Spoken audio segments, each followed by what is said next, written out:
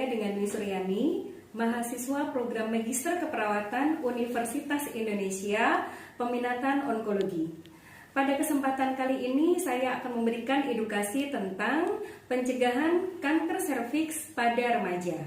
Kenapa remaja harus tahu tentang kanker serviks? Hal ini penting diketahui oleh remaja karena kanker serviks merupakan salah satu penyebab utama kematian akibat kanker pada wanita di seluruh dunia.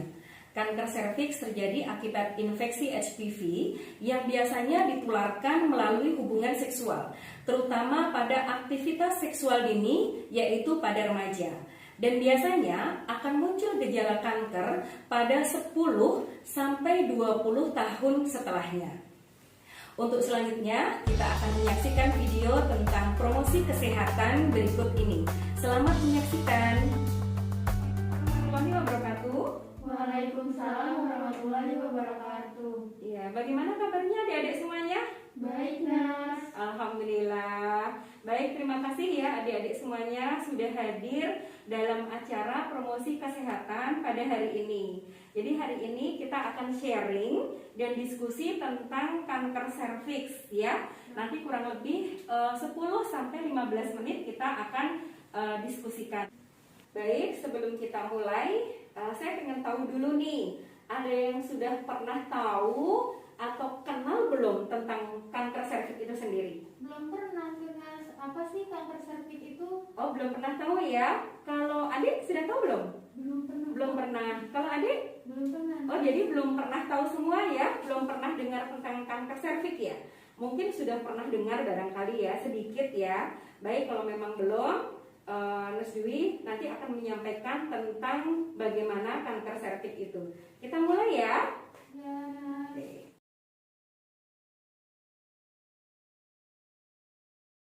Kita mulai dari pengertian atau definisi kanker serviks.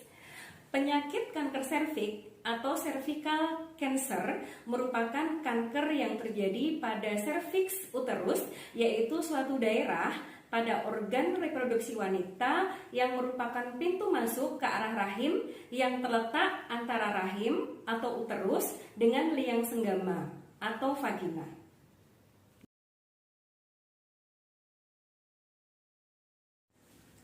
Lalu apa penyebab dari kanker serviks itu? Nah, ada beberapa faktor yang dapat menyebabkan kanker serviks, yaitu hubungan seksual dini, kemudian human papillomavirus atau kita sebut dengan HPV, usia produktif, multiparitas, kontrasepsi jangka panjang, kemudian adanya riwayat genetik kanker serviks, serta berganti-ganti pasangan.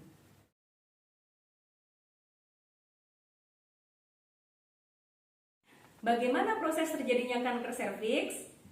Penyakit ini ditularkan melalui hubungan seksual, di mana penderita yang terinfeksi virus HPV ini awalnya tidak merasakan gejala apapun. Namun, dalam beberapa tahun akan terjadi kelainan pada leher rahim yang disebut dengan lesi prakanker.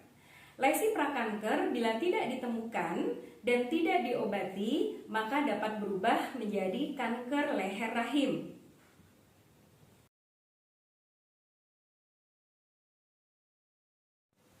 Sedangkan manifestasi klinis atau tanda dan gejala yang ditimbulkan karena penyakit kanker serviks ini yaitu adanya keputihan dan juga keluar cairan dari vagina. Dan biasanya cairan yang keluar itu akan menimbulkan bau yang tidak sedap. Kemudian biasanya juga terdapat perdarahan atau postcoital bleeding, yaitu perdarahan setelah melakukan hubungan seksual. Kemudian hematuria, hal ini disebabkan karena adanya infiltrasi kanker ke traktus urinarius. Urinnya berwarna merah dan bisa terjadi perdarahan atau menyebabkan anemia. Kemudian adanya nyeri pada daerah pinggul. Kemudian berat badannya juga biasanya akan turun dan juga disertai oleh fatigue atau kelelahan yang tidak kunjung selesai.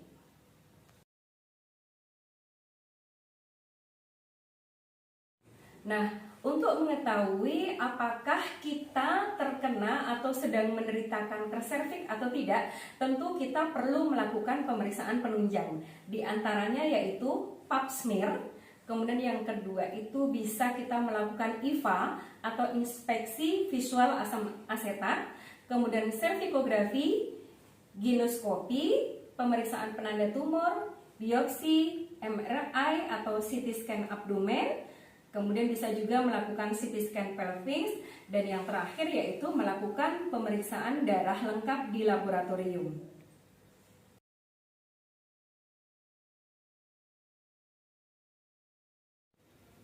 Setelah kita tahu bagaimana bahayanya kanker serviks, tentu kita akan melakukan pencegahan ya, karena kan mencegah tentu lebih baik daripada mengobati. Nah, bagaimana mencegah terjadinya kanker leher rahim atau kanker serviks?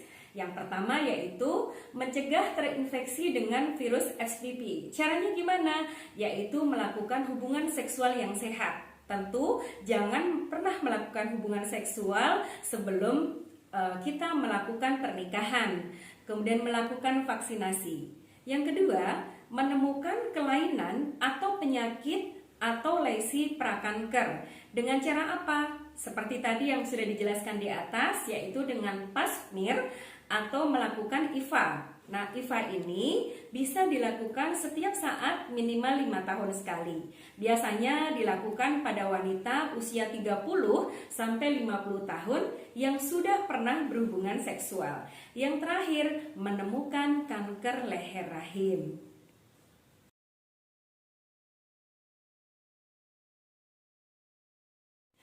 Nah, setelah kita tahu ternyata ada kanker serviks, maka akan dilakukan penata laksanaan seperti kemoterapi, radiasi seperti radioterapi, brachyterapi dan sebagainya, dan juga pembedahan. Tentu hal ini kita akan konsultasikan bersama dengan tim kesehatan yang lain. Adik-adik semuanya, tadi semuanya sudah mendengarkan tentang sharing kanker serviks ya. Kita tadi sudah cerita banyak ya, mulai dari pengertiannya, kemudian penyebabnya apa, tanda dan gejala yang dirasakan bagaimana, sampai dengan cara pencegahannya. Semoga adik-adik semuanya nanti bisa sehat ya, seluruh sistem reproduksinya, tidak terkena kanker serviks, dan bisa disampaikan ke teman-teman yang lain ya, bagaimana cara mencegah supaya tidak terkena kanker serviks. Ya, baik, Nurse Dwi ucapkan terima kasih sudah mendengarkan sharing kita hari ini. Nanti kita akan ketemu lagi dengan topik yang lain ya.